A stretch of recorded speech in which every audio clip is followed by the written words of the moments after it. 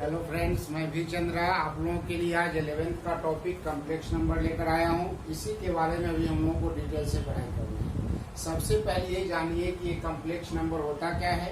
तो हम लोग अभी तक जो नंबर सिस्टम पढ़ते हैं, उस नंबर सिस्टम में सबसे बड़े नंबर का जो समूह होता है उसको क्या बोलते हैं? Complex number. इस कॉम्प्लेक्स नंबर को हम लोग दो पार्ट में बांटते हैं, ठीक है। पहला हो गया रियल नंबर और दूसरा हो गया इमेजिनरी नंबर। रियल नंबर को फिर से हम लोग दो पार्ट में बांटते हैं, जिसको पहला बोलते हैं इंटीजर, दूसरा बोलते हैं फ्रैक्शन। फिर हम इंटीजर को तीन पार्ट में बांटते हैं, पहला हो गया पॉजिटिव इंटीजर, दूसरा हो गया निगेटिव इंटीजर, और ये आप देखते हैं जीरो, जो नॉन पॉजिटिव और नॉन निगेटिव के सेट में आता है, इसलिए इसको हम लोग क्या बोलते हैं? Neutral number. अब आ जाइए फ्रैक्शन में। तो फ्रैक्शन को भी हम लोग दो पार्ट में बांटते हैं, पहला हो गया रेशनल नंबर, दूसरा हो गया इरेशनल नंबर। तो अभी आपने देखा कि कॉम्प्लेक्स नंबर का एक ब्रांच जो रियल नंबर है ये हमेशा बढ़ते चला जा रहा है, बट इमेजिनरी नंबर यहीं पर रुक गया। इमेजिनरी नंबर का कोई ब्रांच होता ही नहीं है। तो अब आप कहेंगे कि ये इमेजिनरी नंबर क्या है। तो अभी तक हम लोग जो पढ़ाई किए वो केवल रियल नंबर के बारे में हम लोग पढ़े थे, ठीक है। अब देखिए कि ये इमेजिनरी नंबर कहाँ से आया। तो हम लोग को जानना है, 10th क्लास में पढ़े थे क्वाड्रेटिक इक्वेशन। क्वाड्रेटिक इक्वेशन में आप लोग पढ़े थे कि द्विघात समीकरण में प्रत्येक समीकरण का क्या होता है? दो वैल्यू मिलता है। जब दो वैल्यू निकालने के लिए तो पहला वर्क हम लोगों का था कि उसका डिस्क्रिमिनेंट निकालते थे, विवेचक हम लोग निकालते थे। जैसे बी स्क्वायर माइनस 4ac का वैल्यू, अगर बी स्क्वायर माइनस 4ac का वैल्यू जो हम लोग निकालते थे वो पॉजिटिव आता था, तो बी स्क्वायर माइनस 4ac का वैल्यू पॉजिटिव आने का मतलब है कि रूट्स आर रियल, मतलब मूल वास्तविक होंगे, एंड अनइक्वल मतलब क्या है? असमान, दोनों बराबर नहीं होगा। दूसरा केस हम लोग पढ़े थे कि B square minus 4ac equal to 0 रहेगा। तो हम लोग पढ़े थे कि roots are real and equal, मतलब मूल क्या होगा? वास्तविक भी होगा और समान भी होगा। लेकिन तीसरा केस हम लोग पढ़े थे B square minus 4ac less than 0, तो वहाँ हम लोग लिखते थे कि रूट्स आर इमेजिनरी, मतलब मूल और वास्तविक होंगे। तो वही इमेजिनरी नंबर का कंसेप्ट हम लोगों को क्वाड्रेटिक इक्वेशन से मिला है। अब जानना है कि इस क्वाड्रेटिक इक्वेशन में इमेजिनरी नंबर आएगा कहाँ। जैसे आप देख रहे हैं कि एक्स स्क्वायर माइनस 1 है, तो यहाँ आप क्या देख रहे हैं कि x का पावर 2 है, तो क्वाड्रेटिक हो गया। यहाँ पर इसको जब सॉल्व किए तो दो वैल्यू मिला, एक +1 और दूसरा -1। सेम इसी तरह ये भी तो हमारा एक क्वाड्रेटिक इक्वेशन दिख रहा है। तो X square plus 1 equal to 0 करेंगे तो एक्स स्क्वायर का वैल्यू यहाँ +1 है, राइट साइड में जाके क्या हो गया? -1। अब यहाँ अगर x का वैल्यू हम लोग निकालते हैं तो ये √(-1). आप अभी तक जो भी पढ़ाई किए उसमें क्या कभी ऐसा देखे कि किसी नंबर का स्क्वायर करें और हम लोगों को नेगेटिव आ जाए? जैसे -2 का अगर स्क्वायर करते हैं तो +4 आएगा, और +2 का भी स्क्वायर करें तो +4 आएगा। बट यहाँ देख रहे हैं कि x का स्क्वायर कर रहे हैं तो क्या हो रहा है? -1 आ रहा है, जो पॉसिबल नहीं है। तो जो पॉसिबल नहीं है वो हमारे सामने दिखाई दे रहा है, इसी को हम लोग बोलते हैं इमेजिनरी नंबर, ठीक है। अवास्तविक संख्या। इस इमेजिनरी नंबर का नोटेशन हम लोग स्मॉल i देते हैं, क्योंकि आई से स्टार्ट हो रहा है। और इस आई को हम लोग क्या पढ़ते हैं? आयोटा। जैसे हम लोग अल्फा बीटा गामा पढ़ते हैं ना, उसी तरह से आयोटा हम लोग इसे स्मॉल आई को पढ़ते हैं, ठीक है। तो अब इसी के बारे में हम लोग को जानना है कि आयोटा का प्रॉपर्टी क्या है। आयोटा आया कहाँ से? तो पता चल गया कि ये कंसेप्ट कहाँ से आया? क्वाड्रेटिक इक्वेशन से। अब इसका प्रॉपर्टी हम लोग को जानना है और इसका यूज हम लोग देखेंगे, ठीक है। चलिए, तो इसको जल्दी से जरा आप लोग नोट कर लीजिए, फिर हम लोग आगे देखते हैं, ठीक। चलिए, तो अब हम लोग देखते हैं property of an iota. Iota का मतलब आई का वैल्यू हम लोग जानते हैं √(-1). अब आप देखिए, अगर यहाँ आई का वैल्यू है √(-1), अगर बोथ साइड स्क्वायर कर देते हैं दोनों तरफ बंद करने पर, आई स्क्वायर और स्क्वायर करने पर आप जानते हैं कि रूट समाप्त हो जाता है, तो वैल्यू आ गया -1। फिर देख रहे हैं आई क्यूब है। अब आप बताइए कि पावर 3 है, इसको पावर 2, और यहाँ पर अगर हम लोग क्या करें? पावर 1 रख दें तो 2 + 1 3 हो जाएगा। आप जानते हैं कि प्रोडक्ट में अगर बेस सेम है तो पावर को जोड़ दिया जाता है। तो यहाँ 3 है, इसको 2 और 1 में कन्वर्ट कर सकते हैं, तो ये आई स्क्वायर इंटू आई हो गया। और आप जानते हैं आई स्क्वायर का वैल्यू क्या होता है? -1। इस आई स्क्वायर की जगह रख रहे हैं -1 गुणे आई तो क्या हो गया? -i। आई का पावर 4 अगर देते हैं तो इसको आई स्क्वायर गुना आई स्क्वायर लिख सकते हैं, -1 गुणे -1 तो +1 हो गया। आई टू दी पावर 5 है, इसको आई टू दी पावर 4 इंटू आई लिख सकते हैं। तो यहाँ आई के पावर 4 का वैल्यू कितना हो गया? 1 इंटू आई, 1 इंटू आई क्या हो गया? आई टू दी पावर 6 है, तो इसको i4 इंटू आई स्क्वायर लिख सकते हैं। i4 का वैल्यू +1 और आई स्क्वायर का वैल्यू -1, तो वैल्यू हमारा हो गया -1। फिर आप देखिए I7 है, इसको हम लोग I6 इंटू आई लिख सकते हैं। ये वैल्यू हो गया -1 इंटू आई, तो वैल्यू माइनस आई आ गया। I8 है, इसको I4 इंटू I4 लिख सकते हैं, क्योंकि बेस में तो पावर जोड़ना है। 1 इंटू 1 तो वैल्यू +1 आ गया है। आई इसी तरह से और आगे बढ़ते जाएंगे तो आप यहाँ देख रहे हैं कि I⁴ का वैल्यू और I⁴ का वैल्यू, दोनों का वैल्यू क्या हो रहा है, +1 आ रहा है। सेम कंडीशन से अगर हम लोग I⁴ रखते हैं, इसको I4 into I4 into I4 तो 1 इंटू 1 इंटू 1 का वैल्यू कितना है, 1। कंडीशन आपको पता चलते जा रहा है कि I के पावर में अगर 4 का मल्टीपल है तो वैल्यू +1 आ रहा है। इसी तरह से हम लोग यहाँ पर भी क्या करेंगे, I⁴ लिख सकते हैं।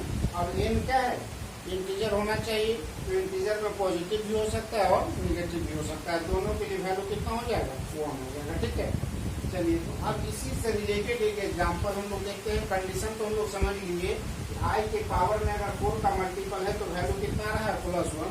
तो यहाँ पर भी देखिए I⁴ + 1/I⁴29 और होल पावर दिया गया है 20। अब आपसे कहा जा रहा है कि इसको एक्सपेंड कीजिए। तो हम लोग अभी तक जो पढ़ाई किए हैं उसमें जानते हैं a+b का होल स्क्वायर जानते हैं, a+b का होल क्यूब जानते हैं। क्या कोई फॉर्मूला हम लोग अभी तक पढ़े हैं 20 का, a+b का पावर अगर 20 दिया जाए तो ऐसा तो मिलता नहीं है। ये आगे वाले चैप्टर में हम लोग पढ़ेंगे बाइनोमियल थ्योरम में। अब यहाँ फिलहाल कुछ नहीं जान रहे हैं, तो कंडीशन भी एक जान रहे हैं ना, I⁴ का वैल्यू कितना होता है, +1। तो यहाँ पर देखिए कि कहिएगा कि 17 तो 4 के मल्टीपल में है नहीं, तो 17 के आसपास कोई 4 का मल्टीपल होगा। जैसे I⁴ है तो इस 17 को I⁴ इंटू आई लिख सकते हैं। सेम कंडीशन I⁴ को I⁴ इंटू आई लिख सकते हैं। ये भी 4 का मल्टीपल है और ये भी 4 का मल्टीपल है। 4 के मल्टीपल अगर है पावर में तो वैल्यू कितना होता है, 1। यहाँ भी लिखेंगे 1 और यहाँ पर भी लिखेंगे 1। अब देखिए 1 इंटू आई तो आई हो गया, यहाँ 1/1 इंटू आई तो क्या हो गया है। आप यहाँ पर एलसीएम लीजिएगा तो यहाँ आई हो गया एलसीएम, और यहाँ आई इंटू आई क्या हो जाएगा, I² + 1। और अभी आप पढ़े हैं I² का वैल्यू कितना होता है, -1। तो आप यहाँ रखिए I² की जगह -1, और ये पहले से +1 दिया हुआ है, तो -1 और +1 मिलकर क्या हो गया, 0। 0/समथिंग क्या होगा, 0। और जब वैल्यू 0 आ गया तो 0 का पावर कुछ भी दे दीजिए, हमेशा 0 ही रहेगा। तो एक एग्जाम्पल हम लोग ये देख रहे हैं कि आयोटा से रिलेटेड ये आपको मिल रहा है। फिर दूसरा एग्जाम्पल आयोटा से रिलेटेड देखिए, इसमें क्या दिया हुआ, I⁴ + 1 है, 4n + 2 है, 4n + 3। अब इसको एक्सपेंड करना है, तो जैसे यहाँ पर हम लोग 4 के मल्टीपल जो कन्वर्ट कर लिए थे, यहाँ पर भी तो कन्वर्ट करना है हम लोग को। तो यहाँ 4n + 1 को I⁴n इंटू आई लिख सकते हैं। सेम कंडीशन से इसको I⁴ इंटू I², फिर यहाँ पर I⁴ इंटू I3। I⁴n है, मतलब यहाँ 4 का मल्टीपल है, सबका वैल्यू कितना होता है, +1। यहाँ पर रखिए, इसके बदले में भी 1, यहाँ पर भी 1 और यहाँ पर भी 1। I है तो I लिख दिए। I² का वैल्यू -1 जान रहे हैं, और I3 का वैल्यू भी क्या जान रहे हैं, -1। जैसे यहाँ I² का वैल्यू हम लोग निकाले हैं और यहाँ I3 का वैल्यू निकाले हुए हैं, दोनों पता है। यहाँ पुट कर दिए, 1 इंटू आई कितना हो गया, I। फिर यहाँ पर -1 और यहाँ 1 इंटू -i तो -i। अब देखिए यहाँ I और -i कैंसिल हो गया, तो बच रहा है कौन सा टर्म, -1। तो यही आप देख रहे हैं आयोटा से रिलेटेड जो एग्जाम्पल हम लोगों को मिल रहा है। अब हम लोग चलते हैं कम्प्लेक्स नंबर के बारे में डिटेल करते हैं, क्योंकि अभी तो इमेजिनरी के बारे में हम लोग पढ़ रहे थे कि इमेजिनरी आया कहाँ से। अब ये देखिए कि जैसे कम्प्लेक्स नंबर है, तो कम्प्लेक्स नंबर हमेशा, कम्प्लेक्स का मीनिंग हो गया कि सभी संख्याओं का मिश्रण, मतलब रियल भी रहेगा और इमेजिनरी भी रहेगा। तो यहाँ पर हम लोग x में आप देख रहे हैं आयोटा का टर्म में है, तो इसको रियल पार्ट बोलेंगे, और y में आयोटा से मल्टीप्लाई हो गया तो क्या हो गया, इमेजिनरी पार्ट। मतलब जिसमें I नहीं है वो रियल है, और जिसमें I लग गया वो क्या हो गया, इमेजिनरी हो गया। अब देखिए कि ये रियल पार्ट और ये इमेजिनरी पार्ट। अब क्वेश्चन दिया गया छोटा सा कि convert √16 into real plus imaginary, मतलब a+i भी, that means real plus imaginary.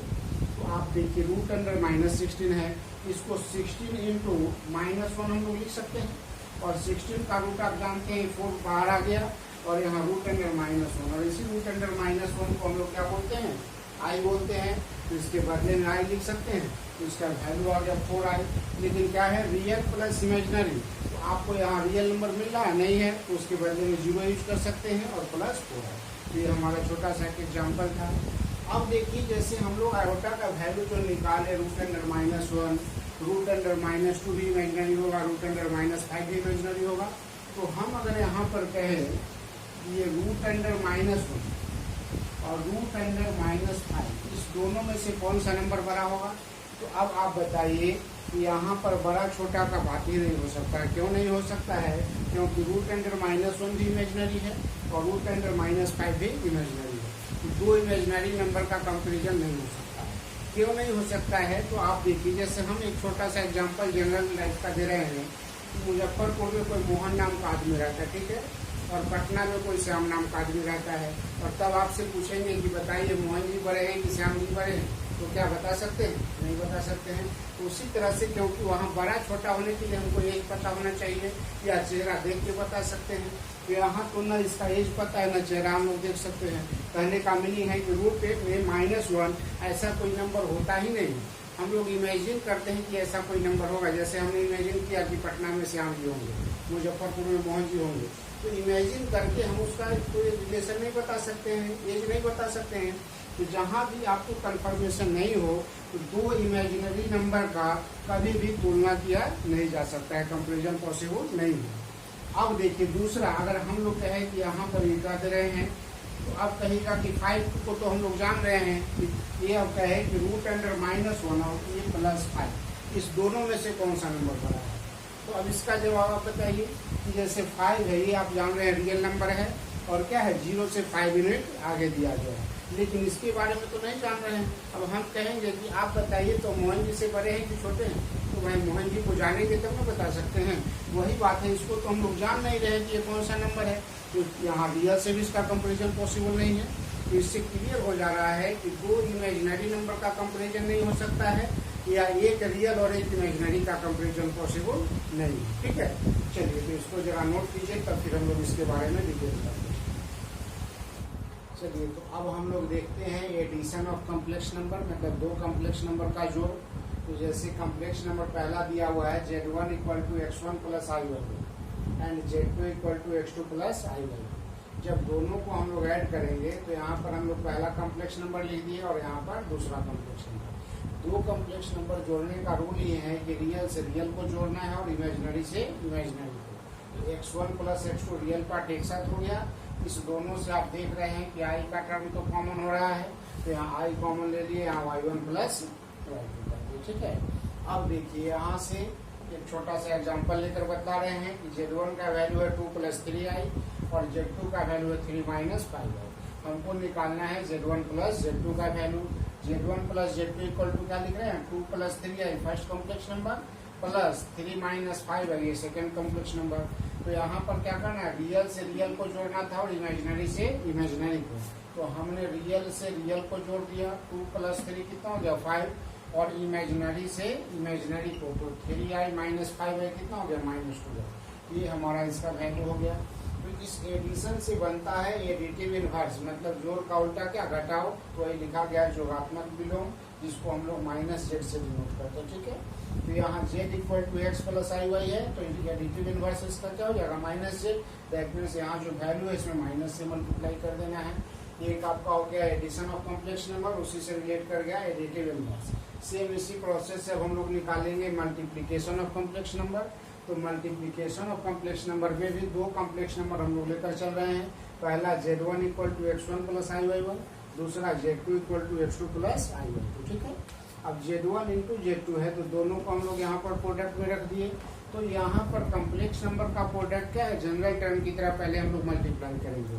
हमने यहाँ x1 को x2 से मल्टीप्लाई कर दिया, x1 x2, फिर यहाँ x1 को i y2 से मल्टीप्लाई कर दिया, फिर हम लोग i y1 को x2 से मल्टीप्लाई कर दिए, और फिर i y1 × i y2। तो यहाँ पर क्या i × i² और y1 × y2।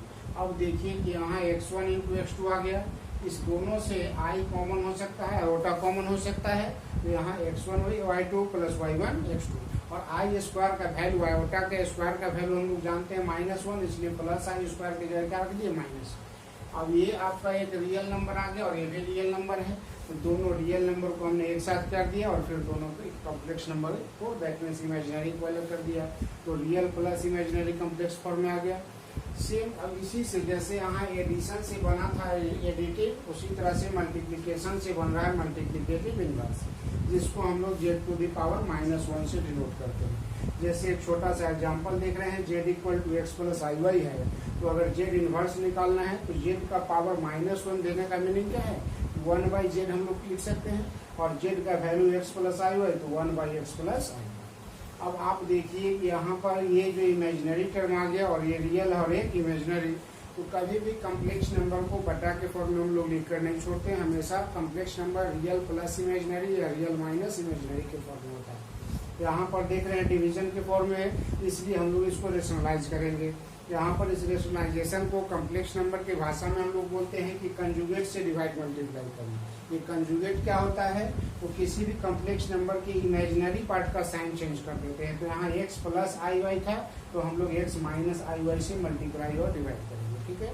तो 1 into x minus I Y आपका आ गया x माइनस आई वाई, और यहाँ देखिए a plus B into A minus B का फॉर्म आ रहा है, that means A square minus B square, हमने यहाँ पर लिख दिया X square minus iota square Y square. अब यहाँ पर आयोटा स्क्वायर का वैल्यू जानते हैं कि इस जगह हम लोग -1 लिखे हैं, और पहले से यहाँ माइनस है, तो माइनस और माइनस मिलकर क्या हो जाएगा, plus X square plus Y square. अब इस रियल और इमेजिनरी में दो पार्ट में बांटना है, तो X square plus Y square और minus I Y by X square plus I square. यही वैल्यू हमारा क्या हो गया, कॉम्प्लेक्स नंबर में कन्वर्ट हो गया, ठीक है। चलिए तो इसको जरा नोट कीजिए फिर